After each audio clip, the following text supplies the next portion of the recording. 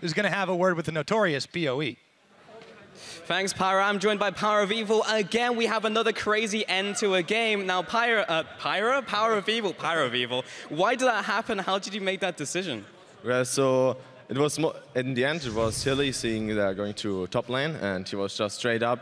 Even though they have Jax and Sivir, and I'm like, are you really sure? He's just calling, go mid lane, and we just all follow the call. And after we saw that, or at least I realized that they are pushing way faster than us, I called that Chachi and Gilu should recall just to delay them, because they are not that strong in pushing turrets down anyway, so we just use them as stalling while we are pushing down. Yeah, it definitely worked out in the end there, Power. Now, I actually want to turn to you, because you busted out the Syndra again. It's been a while since we've seen that one. What made you choose it? What were the circumstances? Well, so with the new AP item changes, I feel like she has more diversity, so if she has a rough early game, which is most of the time her problem, till level 6, you can recall faster and get the needlessly large red at like 1,250 gold already, as example.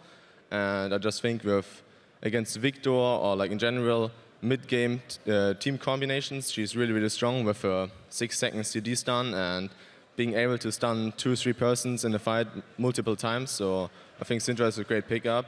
She's comparable with a Victor as well, having great burst and I would say a little bit more CCs and less damage a little bit. Well, your Syndra's looking very strong, and your team is as well after the win today. Now, on to tomorrow, you play Fnatic. They may be 7-0 today. You might be able to upset them. Do you think you're going to be the one to upset Fnatic? Well, so we're all hoping they're going to win today, obviously, and then we're trying to crush their dreams tomorrow. And, well, that's our goal. We will try our best, and we will see how it goes. We will see what happens indeed. Thank you very much for joining me, Power. We're going to shoot it over to the analyst test to, again, break down a crazy game. Playoffs, make it to Worlds, crushing Fnatic. That's our goal. It's their goal. I have to say something that people won't be aware of. Premonition from Shox during that game. About 5 minutes before the end, I think you have some kind of psychic power. You're like, what happens? Unicorns, it's an unwinnable game. Let's just base race and win. And lo and behold. It happened. It happened. It was crazy. Actually, the craziness was centered around the ending and the beginning of the game with the PoE who got tower dove and then ended up picking up first blood. But Cyanide, you got increasingly more frustrated with the Jax and how he was not utilizing what he could do. Yeah, like, I guess the general idea when you pick Jax is to split push, and he was kind of doing it, but the problem was that they were not warding for him, and I think at that point when Jax has like a Triforce and a Blade, he can just hit the turret, right, and ignore the Maokai. Like, the Maokai can't do anything. He's just going to kill the turret, and then he's going to kill the Maokai if he tries to do anything, but then instead they just didn't ward for him, and he just had the constant threat of the enemy team collapsing on him, and he couldn't really split, and Giants were like, it's not working out, so let's just group. And they grouped, and they were actually winning as grouped, even though they were completely misplaying their composition. But yeah, they still dropped the ball in the end. I think a lot of teams are failing to recognize today that if your Nexus gets blown up, then you lose. Then you lose the game. People are cheering for your analysis, by the way. Yeah. Not at all for Fnatic and Huni. I think that a lot of the reason, though, going back to the warding for Jack's point, though, is to do with just Unicorns. They were playing very similar to their old pick composition style, where if you find one person alone, there's so much crowd control difficult. So nobody really felt like they wanted to go on ward for Giants. And as you said, that just doesn't open things up for the Jacks. No real way of split pushing. And Giants were just playing a little bit afraid even when they were ahead. They were playing afraid, but in the end, they were pushing UOL's base. Jax actually got so tanky that it was very hard to burst them down either way. And then this happened, if we can get the replay up on the screen. It turned into a base race, and honestly, I still don't know what went through Giants' heads on this side. It's not looking that bad, honestly.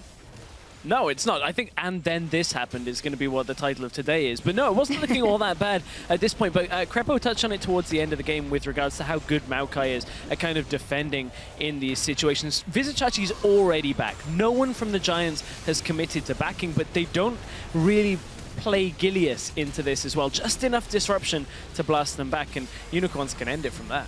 Yeah, Gray's push is really fast, as we can see here, because you just constantly get the E reset. And yeah, also UL touched the inhibitor turret before Giants, and that was very instrumental as well. It is. That Nexus has to go down first. The Graves, really good here at the end. I was a little surprised at the pick coming out there, but you guys had different opinions. You actually thought it wasn't that bad in the comp at all. Yeah, I don't think it's that bad, even though Graves is not really meta right now, because they have like this huge AoE team fighting comp, which they were kind of doing very well. Like they were just team fighting all the time, but even if they lost, they actually were doing the right stuff, like trying to team fight and crush giants away. Right, I think my biggest problem was from just Graves as a pick. I feel like it kind of gave a little bit of the tempo of picks and bans over. It worked in the scenario, and Unicorns played it well.